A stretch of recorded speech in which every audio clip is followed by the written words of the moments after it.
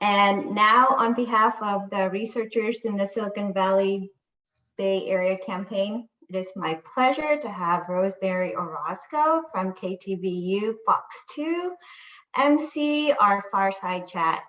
Thank you, Rosemary, for joining us this afternoon and for emceeing our third researchers event in the past 2 years. Thank you, We Letty. are very appreciative of your continued support and for your efforts. So here we go. All right. It is always a pleasure to be with you. I learn so much every time I get an opportunity to do this. And so actually, thank you all for inviting me back. My name is Rosemary Orozco. I work for KTVU Fox 2. Welcome to our 2022 Researchers Fireside Chat. First, we would like to acknowledge our nationwide sponsor funding women in research, Cena Medical. Also, please welcome our local presenting sponsor, Chevron, and our silver sponsor, KPMG. ResearchHERS began in San Francisco and Silicon Valley communities 2 years ago. My goodness, it's already been 2 years. And we are stronger than ever this year as we've combined forces. We have changed our name to ResearchHERS Women Fighting Cancer in the Silicon Valley Bay Area. Tonight, you will see how you can be a part of the breakthroughs to advance the future of cancer research and hear directly from local researchers funded by the American Cancer Society. Let's kick off this campaign with a video from the first female chief executive officer since the American Cancer Society was founded 107 years ago. Dr. Karen Knudsen will also be the first scientific and oncology researcher to serve in the modern era. She is also the first national ResearchHERS ambassador. Now please watch Dr. K's video. Hello, I'm Dr. Karen Knudsen, CEO of the American Cancer Society. As the American Cancer Society 2022 National ResearchHERS ambassador, I'd like to thank you for joining me in this important program. As a female in oncology research myself, I have a special passion for ResearchHERS. ACS is proud to be a top supporter of women in cancer research. Of those who disclose gender, about half of ACS grantees are women, most of them early in their careers. 100% of the donations raised through the ResearchHERS campaign are dedicated to help support and sustain our portfolio of ACS-funded grants led by women. As of January of this year, there are 237 women-led research projects totaling more than $141 million. These projects were eligible to receive funding raised through the ResearchHERS program last year. All the proceeds, 100%, raised from the campaign support the direct costs of 3 important ACS initiatives. First, funding women-led cancer research grants. Second, supporting paid parental leave for postdoctoral fellows in cancer research to help alleviate the challenges of remaining in the workforce while expanding their families. Finally, funding of the Summer Health Research Experience, She in Oncology, a 2-week virtual program that introduces high school juniors or seniors who identify as female to a wide range of cancer-related career experiences.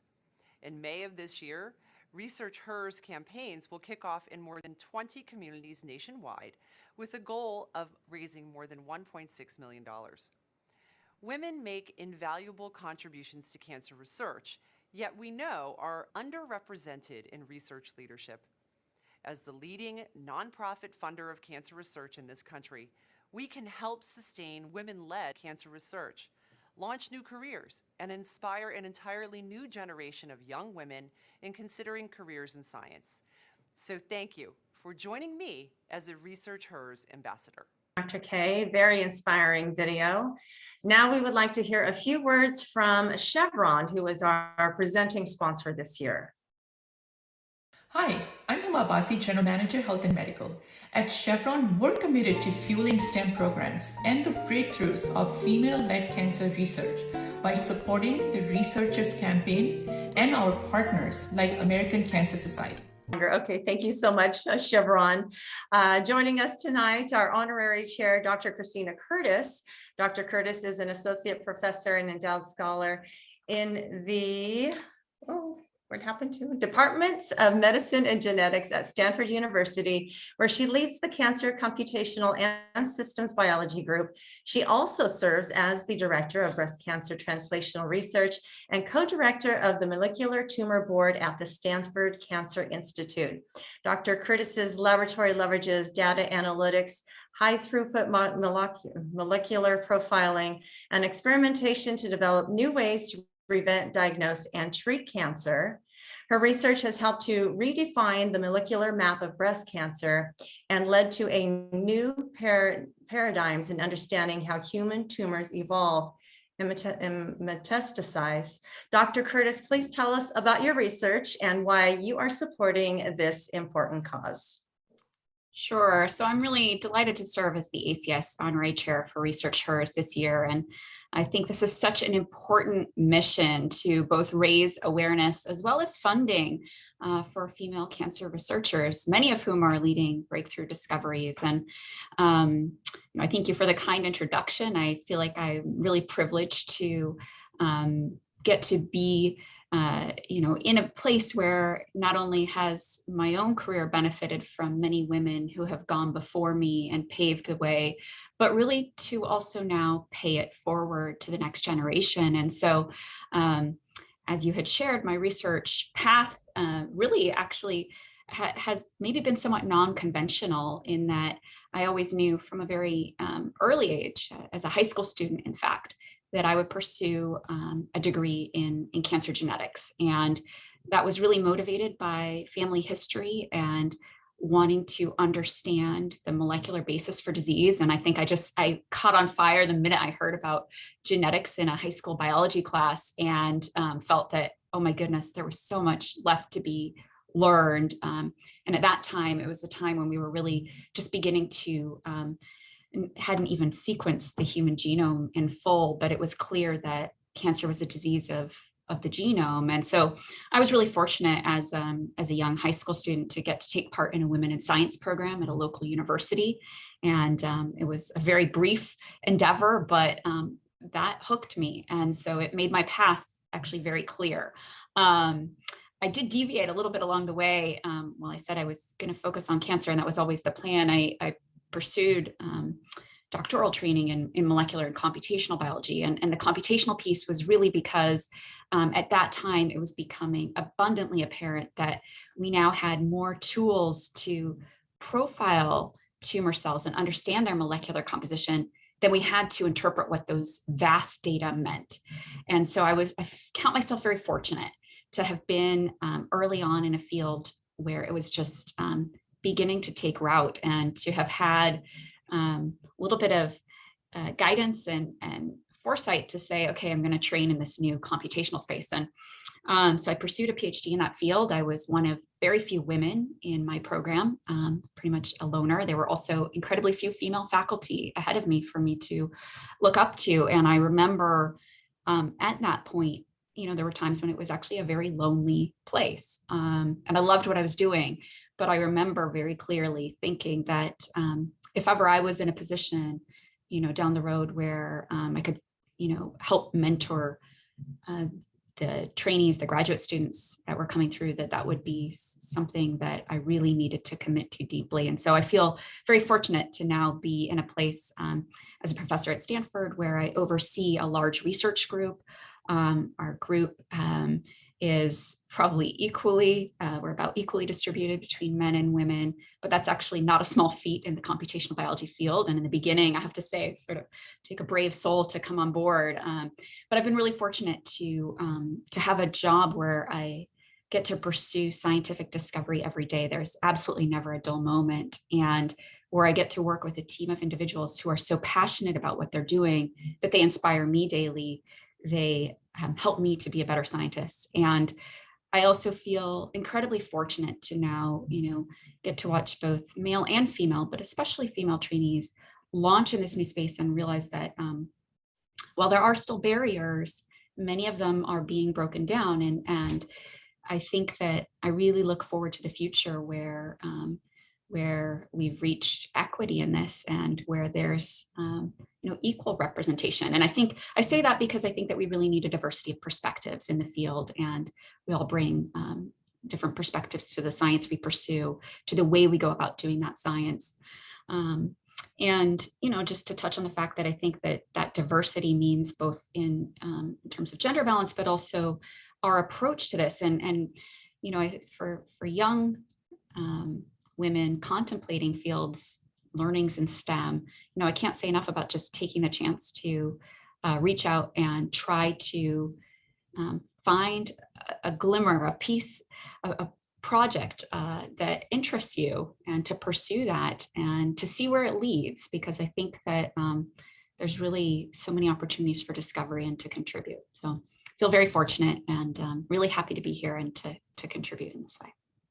That's wonderful. Thank you, Dr. Curtis. We're so fortunate to have you as the honorary chair of our campaign. And now let's meet just a few other amazing female scientists who are currently funded by the American Cancer Society. They are some examples of the great minds that this program supports. We should have time for a few questions following this discussion, if you'd like to put your questions in the chat box. Joining us tonight, we have So-Ri Jiang from Stanford and Rachel Zwick from UCSF. Thank you for joining us, ladies. Thank you. Great to be here. Would you like to speak just a little bit before we begin the Q&A?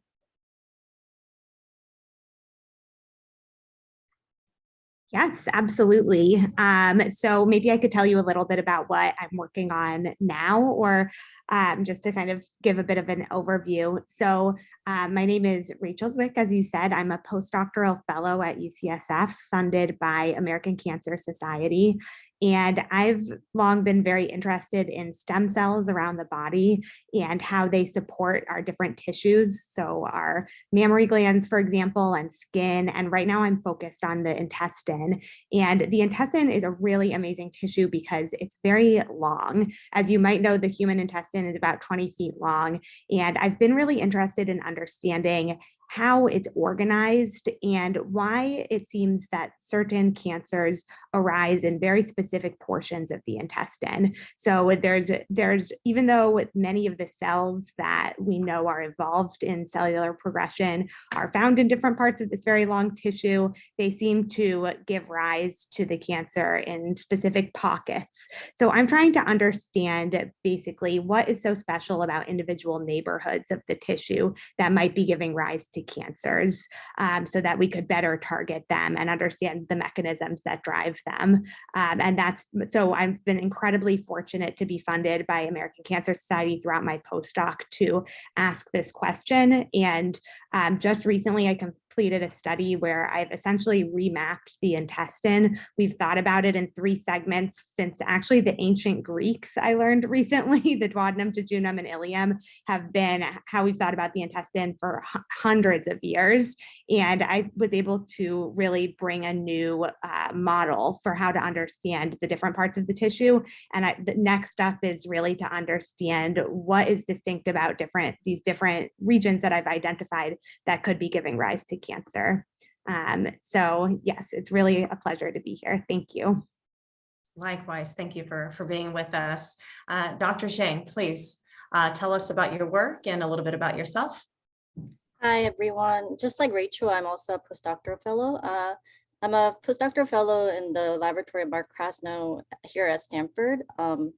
And our lab is interested in studying the organ lung from many different angles. And my particular interest is in lung cancer. And as Dr. Curtis mentioned earlier, she called cancer as a disease of a genome, right? So when I envision a cancer or tumor cells, you think of these Frankenstein cells that are just proliferating and just making big giant mass of terrible tumor cells. But when you think about it, yes, the intrinsic ability of the cancer cells to overproliferate is obviously crucial for cancer development, but there are a host of different factors that also affect cancer development. So for instance, in the organ where the tumor is happening, you can imagine that the tumor also requires vessels, endothelial cells that bring oxygen and nutrients to feed the tumor so that they can grow better. There's other structural cells such as fibroblasts that might be remodeling the environment where the tumor is so that the tumor can metastasize better. And then you might have heard of immunotherapy that's becoming kind of big in the field now, where we're learning that we can actually harness these immune cells to kill the tumor cells. But there are also immune cells that also help the tumor grow and become worse. So there are actually a lot of different cellular players beyond the tumor cells that really contribute to the development of the tumor. And my research interest is trying to kind of see the entire tumor microenvironment, including the tumor cells, as well as all the other cellular players that surround the tumor. And one of the approach I'm using is similar to Dr. Curtis. I'm also using single cell transcriptomics, one of the way to gather a lot of information about the tumor microenvironment. And just to give you a little background on this technology, we would get a small section from a patient of the tumor that contains tumor cells as well as all the cells that surround the tumor. And what we can do is we can dissociate that into individual cells, and we can sequence each individual cell and figure out all the transcript, all the RNA molecules that are present in those individual cells. Then we can find the identity of all the cell types that are present in the tumor microenvironment, as well as start to make some hypotheses about what those individual cell types might be doing, whether they're contributing to the tumor to develop better, or are they're more allowing the tumor to not grow, so they're anti-tumor. So that's kind of my research interest in trying to get a holistic picture of the entire tumor microenvironment. And really, the American Cancer Society has helped me fund this research. And not just myself, but all researchers in academia rely on funding to do research. From small daily everyday experiments, we need reagents. That's all based on funding, to big equipments like microscopes that cost a lot. We all require funding to do those research, as well as our salary. And American Cancer Society has contributed in that way to financially allow me to continue my independent research.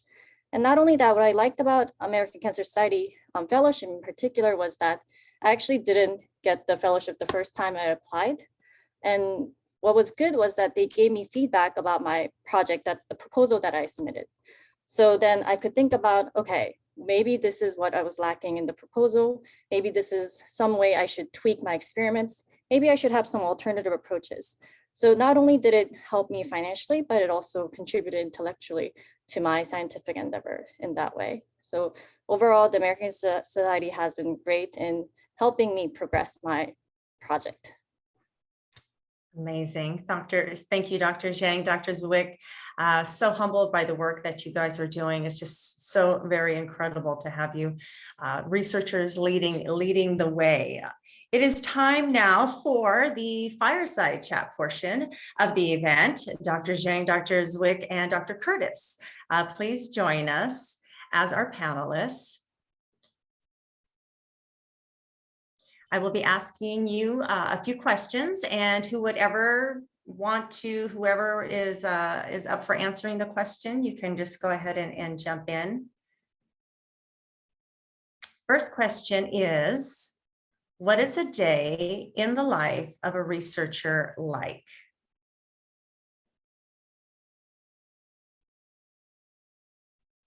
I was going to defer to my colleagues who are actually boots on the ground doing so much of the important science. And I think I'd love to hear from them about a day in their current life, because they're the ones really generating the data, doing the experiments.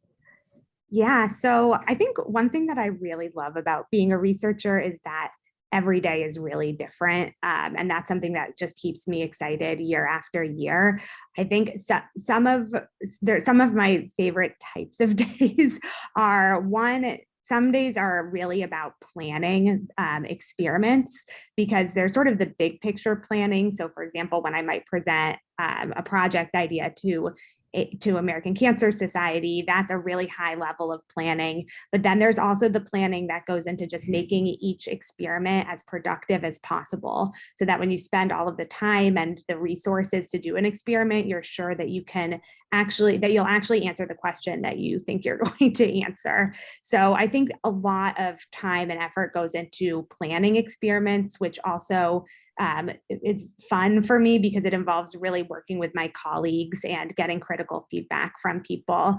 And so it often it's really a group effort. So sometimes it's sort of more thinking, and then there's other days where I get into the lab really early and I'm so excited to actually do the experiment that I've spent all this time planning. And that can look like a lot of different things for different biologists. So I spend a lot of time working with tissue that I've collected from different species.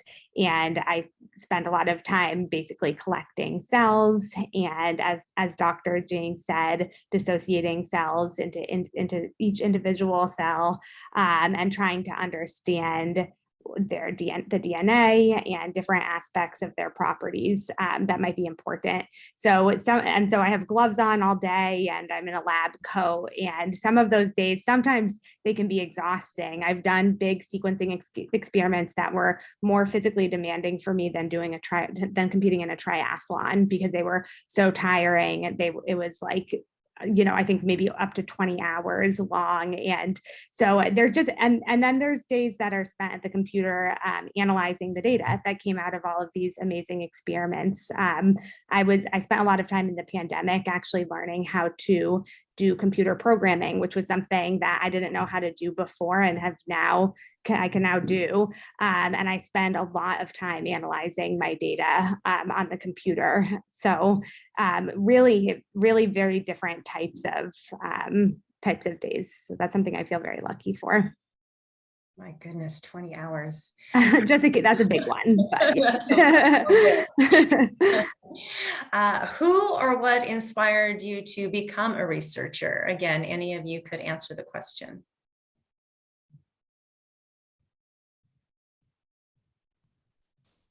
I guess I'm a feature, so I can try to answer. I actually don't have one particular person that inspired me. I feel like it happened more of in a series of events. I really enjoyed chemistry in high school. I actually went to college thinking I'll be a chemistry major. And then I joined a lab by chance that turned out to be more biology. I just didn't know what I was getting myself into. And then I just tried out doing research. And I think trying it out and just seeing how research is done, like, compared to just learning in your textbook, is very different. So I feel like for me, actually experiencing it and then having interactions with my undergraduate mentor and just learning about how research is done and what scientific process is, was what really geared me towards making my way into research and deciding to go to grad school to pursue research in a more serious manner. It's pretty amazing. And so what is the best part of the research, would you say, or what is the hardest part about doing research? I could start with the hardest part. I think the hardest part for me is that really all the researchers, we are at the forefront of knowledge. We're trying to expand that boundary line a little bit more, just to increment more at a time.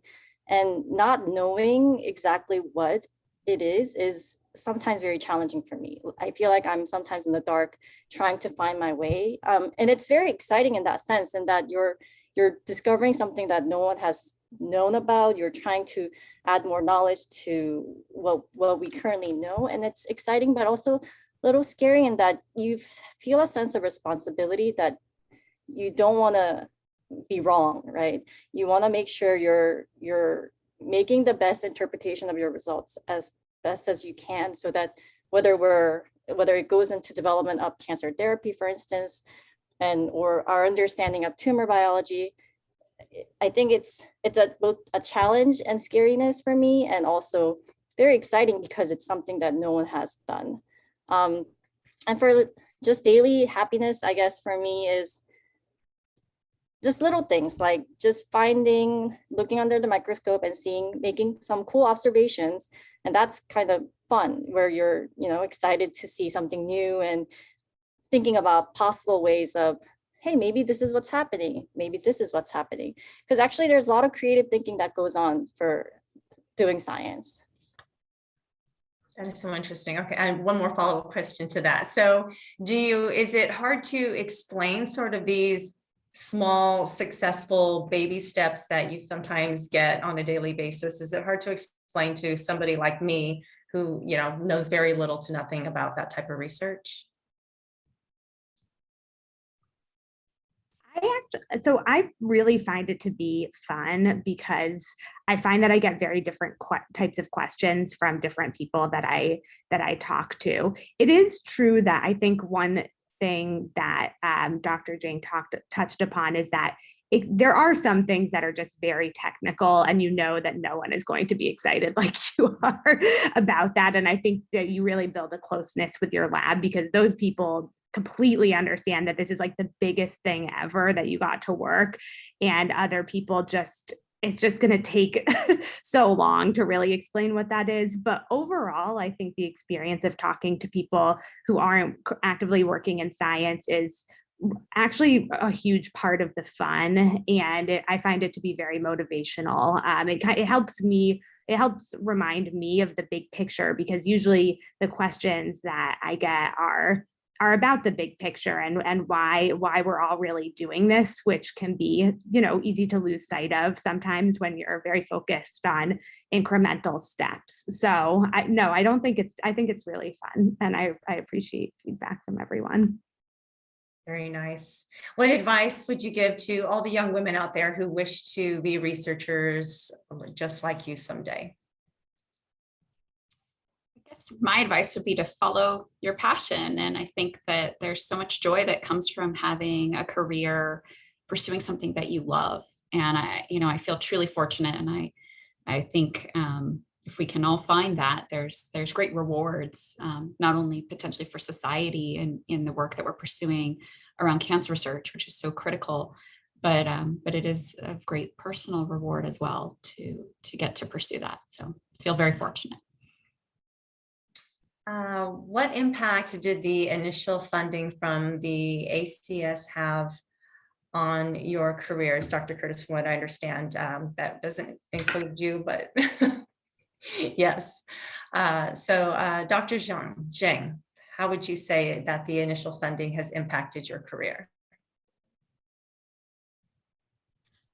As I mentioned earlier, I guess it really, funding is so important for academic researcher. We need funding to do all our even daily experiments, to carry out daily experiments, and to have American Cancer Society support that was kind of a validation of my project, saying that, hey, this is something that they support, that they think the idea is solid after the initial revision, that it's good to get some feedback about your science, and that there's a foundation that is willing to support your research. So it helps you kind of give you more, I guess, energy or to move forward with the project and really push it forward. Dr. Zwick, would you like to add anything to that? Yeah, I'd love to.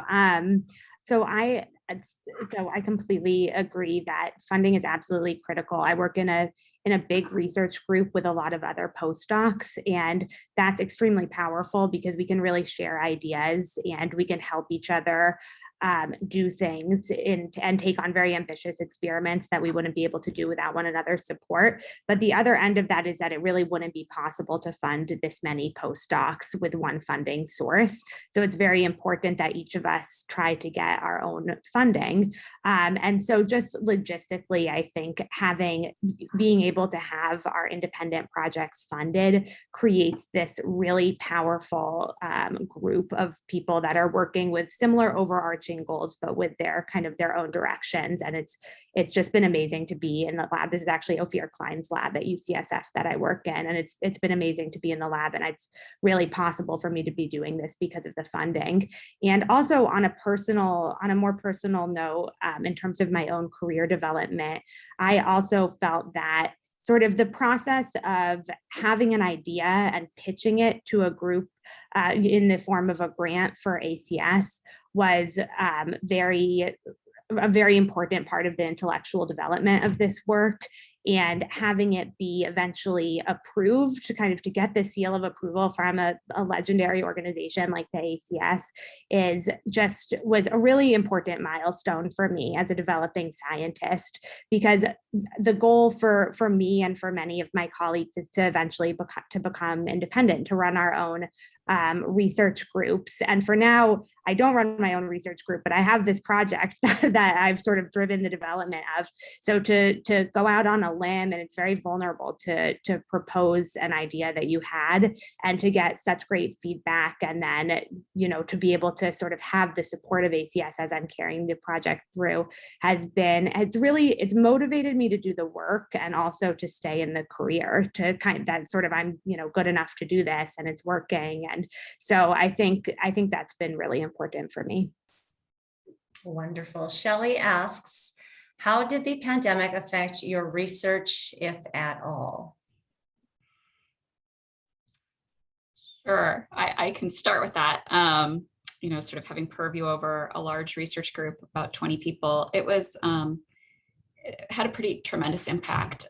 We do work now translating our discoveries to clinical trials to benefit patients. And we had to put a pause on a lot of that work, and those trials are hopefully now opening this summer, but that was a big delay, a big gap. We collect tissue plasma from patients that we see prospectively, particularly breast cancer patients, but also others. And of course, we had to stop doing that work for a long period of time. But beyond that, we had to, you know, essentially put down very long-term experiments, freeze samples. We do work with organotypic culture, so growing tissue in 3 dimensions. And we had to pause that for a long time. So it was really, you know, I'd say a setback for some of this work, and yet the team has really rallied to come back with renewed vigor and to accelerate the pace at which we're doing. And of course, you know, it takes time to catch back up, but I think that we're really, you know, grateful to be doing what we can. And I think in many ways, as a reminder of, wow, just how important it is to have the ability to conduct these experiments, to test these hypotheses that we have. And I think part of the big frustration was thinking, oh my goodness, I have this idea and I just need to get the answer and I'm stuck on pause and now I have to wait. And as a scientist, getting answers to those questions, however long it may take, is, you know, a big part of the job. So I think many people felt that. And I would just say that,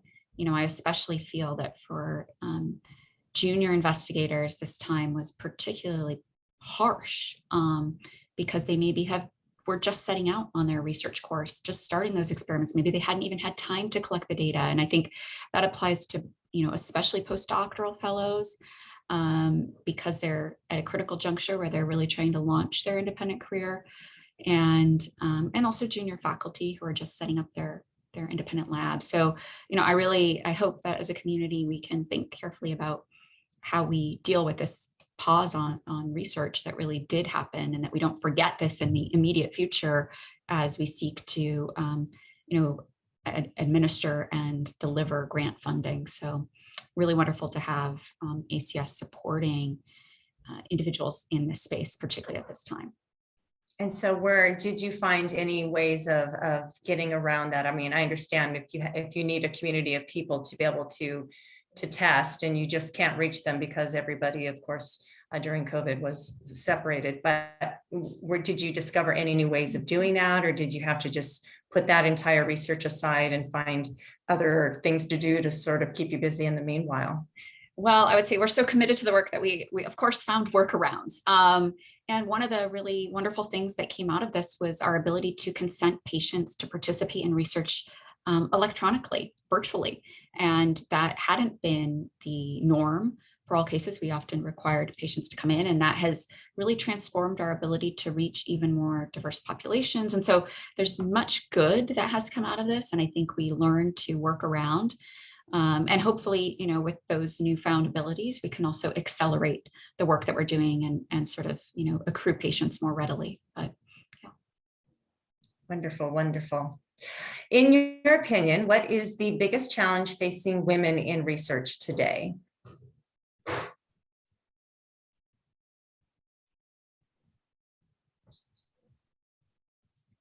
I'll defer to you too, because I think you've heard a bit from me. I would love to hear how you see it where you're sitting currently.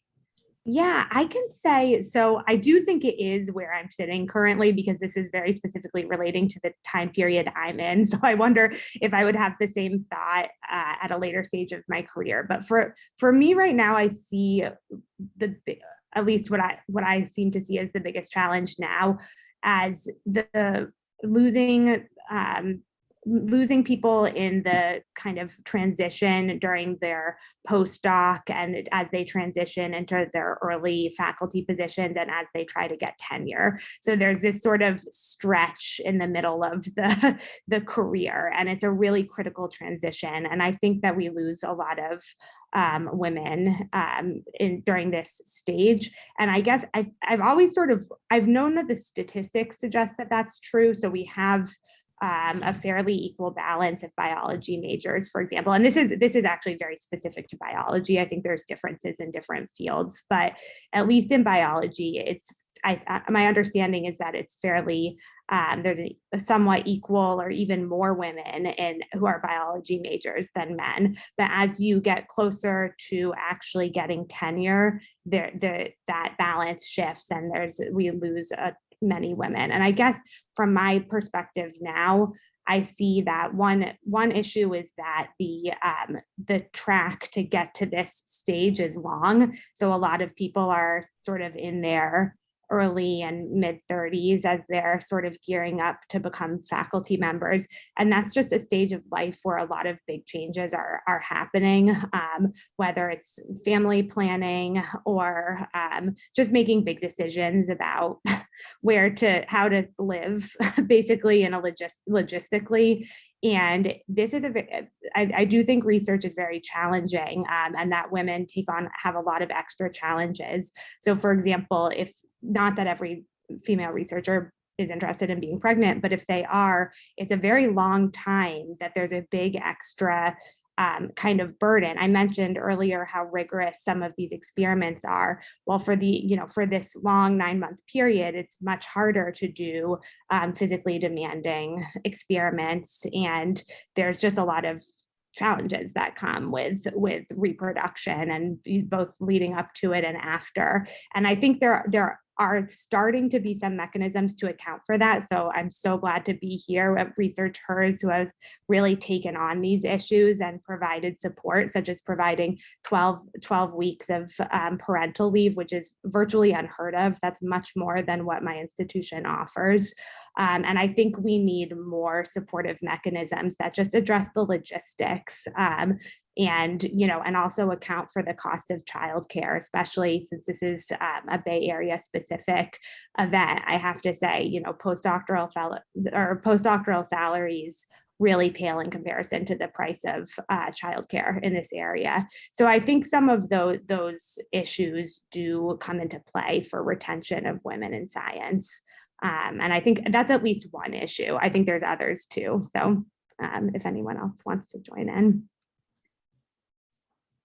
I think I can echo, Rachel's thought a lot too. I'm actually pregnant right now, so I'm going through the process a little bit. I think it was a big transition. I don't think I actually thought too much about the gender issue. It didn't affect me as much in grad school because I was not married yet. I could just focus on research fully 120%, and it was fine. But in a later stage of life, as you get older, as you're getting married or if you're having family planning, there starts to feel, I guess I started having a little bit of, I need to start, what is the best way to balance my work and life? And I've been struggling a little bit with that. And I think that is one of the things that a lot of my colleagues who were in grad school, when they transition from whether to do a postdoctoral fellow, to continue their training, or to leave academia, I think a lot of them had this thought of that this wasn't very sustainable for their life balance for them. So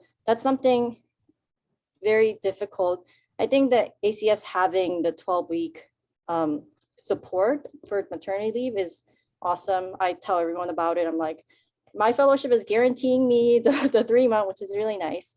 So I think those support and the support in the environment is also important to to kind of tell you that, hey, it's okay to, have family as a researcher. You're a woman, like you choose to have a baby, that's fine. Like you can still do good research. And my mentor has been very supportive of the process. And I think having those support and kind of telling yourself that it's okay to balance these things is how I've been trying to move forward. And I think overall it's still lacking, I would say, in academia, but I think we're making great progress. Appreciate your comments from both of you. Viva asks, what advice do you have for high schoolers that are trying to get more involved in science fields that they are interested in? I think the best advice is to email a lab that you might be interested in and say, can I come in and shadow you, or can I come in volunteer in the summer or whatever, summer break or whenever you can. Just like when people are wanting to go to med school, they shadow doctors, right? So it would be kind of doing that, but for researchers, because I think a lot of people outside of academic research don't really know how research is done. I remember in grad school, I had an undergrad who started in the lab, and he was like, this is what you guys do every day. He was surprised to learn about it. So I would say just get your foot in the door and see if you like it. Just try it out, like what research really entails and what daily life looks like. I like that.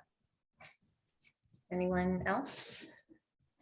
I really agree that you can just email the principal investigator, so that's the person who runs the lab, directly, and just ask, just as Zora said, just, do you have any availability? And I would just add to, especially at this stage of high school, to really kind of take note of what really excites you in your biology classes. Just what do you what do you feel like you're reading and you get lost in it, even just for a second? Because sometimes I think some of the the earlier science classes can be really grueling, even for people who are exceptional at science. Sometimes they're very memorization focused and they can be stressful for different learning styles and for different reasons. But that doesn't mean that doesn't say anything about your ability to be a creative and wonderful researcher. Even if you're not doing well in your high school classes, you very well could be a fantastic future researcher. So really take note of what genuinely excites you and try to use that to sort of drive what types of labs you might think about reaching out to. And do keep an open mind, because the more you learn about something, the more interesting it gets. So you want to kind of take note of what's exciting to you, but also don't rule things out too early, because you might just not understand them yet, is the reality. Great advice, great advice. Dr. Curtis, I don't know if you're monitoring the chat box at all, but you have a nice comment in there from Shelley. Okay, so how has cancer affected your life? Dr. Curtis, do you want to take this one? Sure.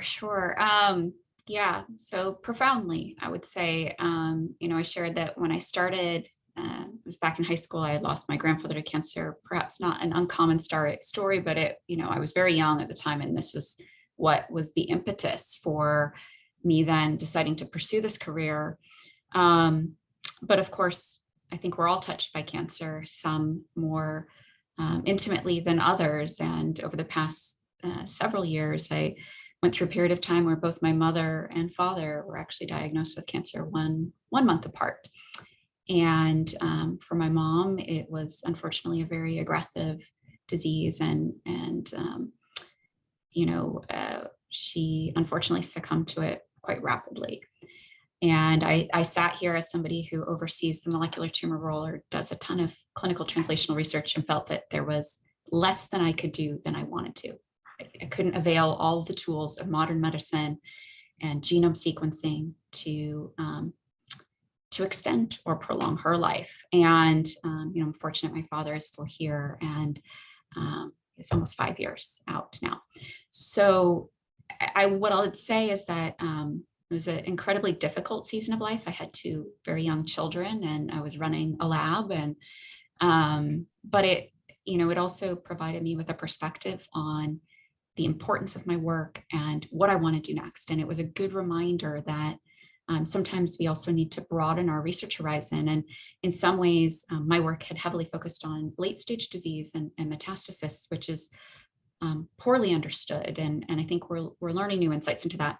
But it also changed my perspective of the need to really understand how we can intervene earlier at the very earliest stages of malignancy and tumor development. And we have a really burgeoning research program as a result of that. And I would say that was a confluence of both the science we were doing, but also major life experiences that have impacted what we do. So, I think we're all touched in different ways. And I hope to be, able to really improve outcomes for patients. And it's a daily reminder that we're not there.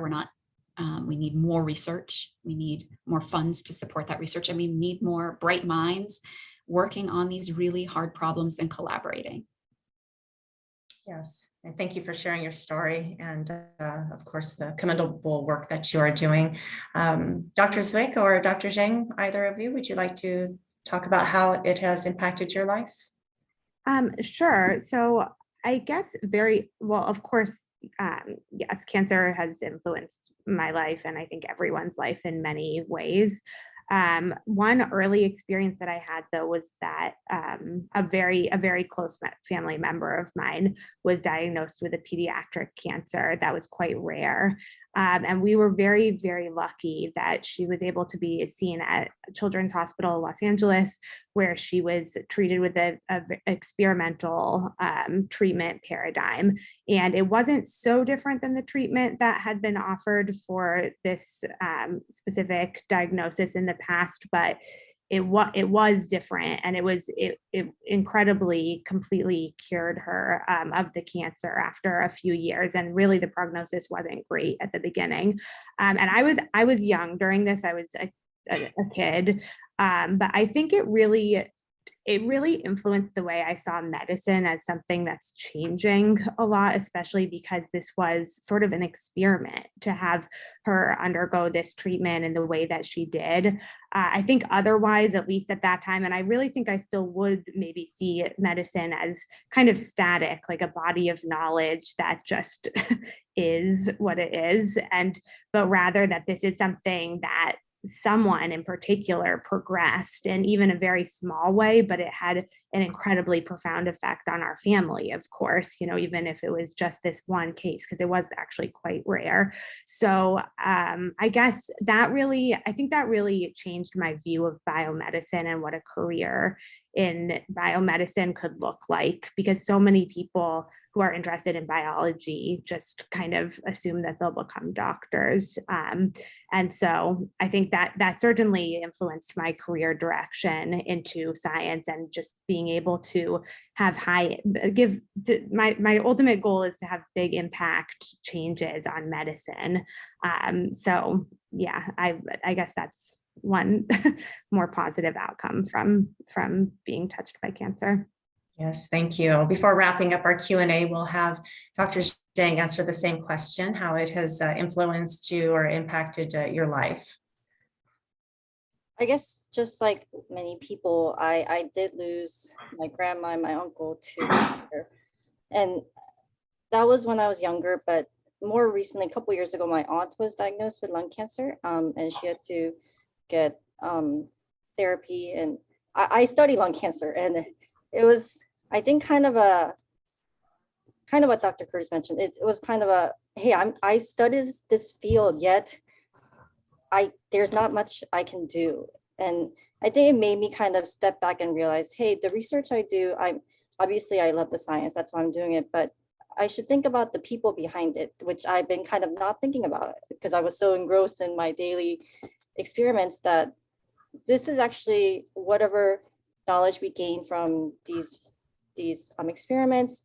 I need to think about like the impact it will be making, and really feeling that responsibility as a person who is in the cancer biology field to help push the knowledge beyond so that we can get better at diagnosing early, whether detecting early, treating the cancer, because really there are so many different types of cancer, and it's really affecting I'm sure almost everyone knows somebody who has been affected by cancer.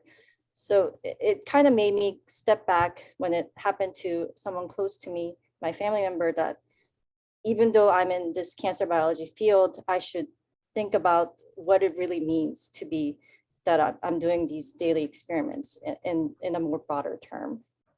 Thank you so much all for your stories and your personal thoughts on that.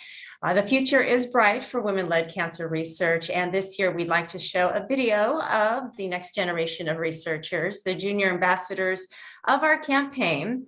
The high school students, they are from North Menlo Park, all the way south to Santa Cruz. They've created a video of why they are participating and why this campaign is so important to them. Welcome. These are the 2022 Junior Ambassadors for the ResearchHERS Women Fighting Cancer in the Silicon Valley Bay Area, presented by Chevron. Hi, my name is Grace Huey. This is my second year in a row as a Junior Ambassador for the ResearchHERS in the Silicon Valley Bay Area campaign. I am 15 years old and go to Archbishop Mitty High School. The reason why I am participating in this campaign is because my mom had cancer when I was 10 years old. It was painful for me to sit there and not be able to do anything about it. So I don't want other kids to go through what I went through. By fundraising, not only will I support cancer studies led by women researchers, but hopefully their studies will eliminate it altogether. Thus, no kids will have to go through the pain of watching a loved one suffer with cancer. Thank you for joining this cause. Hi, I'm Natalie Tantasira. I'm 16 and I go to Menlo Atherton High School. I joined ResearchHERS this year as a junior ambassador. I wanted to be a part of this campaign because I have a family member with cancer, and I also have a family friend who is a cancer researcher, and I'd really like to be able to support them both. This campaign has really been the best of both worlds for me and has allowed me to do just that. We are Santa Cruz High Women's Honor Society, and we want to fund women-led cancer research. Hello. My name is Katie Lamb. I am a junior ambassador for ResearchHERS Women Fighting Cancer in Silicon Valley Bay Area. I go to Notre Dame High School in San Jose, and I am 16 years old. I wanted to join ResearchHERS because coming from an all-girls school, I know how difficult it is for women's voices to be heard, especially in a STEM-related field. Through this campaign, I wish to support women's research and also expand on my past experience in fundraising. Hi, my name is Vibha Hajja and I'm 14 years old. I go to Cupertino High School and I'm a junior ambassador for the ResearchHERS program in Silicon Valley Bay Area. The reason I wanted to be a part of this campaign is because I fully support the idea of women having equal opportunities in the research field as men, and especially since this is a field that I want to pursue in my future. Hello, we are FRC Team 3056, the Warrior Boards, and we are junior ambassadors for the ResearchHERS in the Silicon Valley Bay Area. We are from Valley Christian High School and have students who range from 14 to 18 years old. We are passionate about supporting women in STEM research. As young innovators in STEM, we resonate with the American Cancer Society's message of empowering female ambassadors. Through our team's fundraising efforts, we hope to help bridge the gender gap in cancer research. If you'd like to be a junior ambassador, donate, sponsor, or get more information, please visit www.acsresearchers.org/SVBA or contact Becky Adams at becky.adams@cancer.org. Wow, thank you, junior ambassadors. What an inspiration they are. Becky has put the website there in the chat for those of you. Up next, we would like to welcome Jennifer Peterson from KPMG, our silver sponsor, to say a few words. Jennifer. Hi, thanks for letting me talk for a couple minutes. So I'm here to talk about why KPMG is passionate about ResearchHERS and is a continuing sponsor, and then just supporting ACS sort of generally. And Dr. Curtis, Dr. Zwick, Dr. Zhang, thank you so much for what you're doing and for your comments. I think the comments that you made about women in science and some of the challenges are things that we see in the accounting profession and consulting profession as well, and are working on all the time. And that's definitely a reason why ResearchHERS really is important to us. ACS is very important to us as well. We've been longtime sponsors of ACS, and it's really driven by some of the things that you talked about, being personally impacted by cancer. Our greatest volunteers every year are the ones that have had something happen to them recently. And I will say personally, I'm a 7-year survivor of a rare type of cancer, diagnosed at stage 4, terrible prognosis, conventional treatments were not working. And I was so blessed to get an immune therapy treatment that worked for me and put the cancer in remission in about 6 months. So I feel, I see the personal effect, and I know that there's a lot of work to be done still to make these treatments work more broadly. And I'm just really, really grateful for what you're doing. Finally, last comment. I had the pleasure of serving on the peer review committee before the pandemic. And so for about 2 years, I was on I had to look it up just to make sure I got this right, the Clinical Cancer Research, Nutrition, and Immunology peer review panel, and was able to see all the applications that came in. And everybody assured me that we were getting the feedback back to the applicants. Even if they didn't get the grant that year, they were going to get feedback that was going to make their case stronger. They were going to come back next year and get a grant. Dr. Zwick, Dr. Zhang, what you have shared about your experience and just seeing kind of how that all comes to fruition. So again, thank you so much and really appreciate the chance to be here. I agree. Thank you so much, Jennifer. Truly a great cause. This campaign empowers women to fundraise in support of women-led cancer research, but it's more than just a fundraiser. It is a movement, a sisterhood, a purpose determined to sustain women-led cancer research and recognize the female trailblazers in this field. While the American Cancer Society has funded 49 researchers who have gone on to receive the Nobel Prize, none of them has been a woman yet. We want to change that. Of course, the next great cancer discovery could be sitting on a shelf as a grant application right now, and your support through fundraising could make all the difference. Please join the movement by, number 1, becoming an ambassador, number 2, sponsoring the campaign, and number 3, donating today. I believe we are going to put all the links in the chat box for you. There's the website for you. Please write it down and take a look. We will help fuel the future of women-led cancer research. On behalf of the campaign, I would like to thank our nationwide sponsor, Cena Medical, our local presenting sponsor, Chevron, and our silver sponsor, KPMG. Jennifer, thank you so much for speaking today. Thank you, Dr. Curtis, Dr. Zhang, Dr. Zwick, and the ambassadors, the junior ambassadors, fellow guests, and our ACS staff partners, Becky Adams and Liliana Camarena. Finally, also, we would like to thank Letty Hui for being the chairperson of this year's campaign. Don't forget, if you're interested in joining as an ambassador, making a donation, or wanting to get involved, reach out to our local American Cancer Society staff partner who will be emailing you after the event. In addition, a link to the campaign could also be found in the chat box. Everybody, please have a very great night, and thank you all so much for joining us. Thank you, Rosemary. My pleasure. Okay.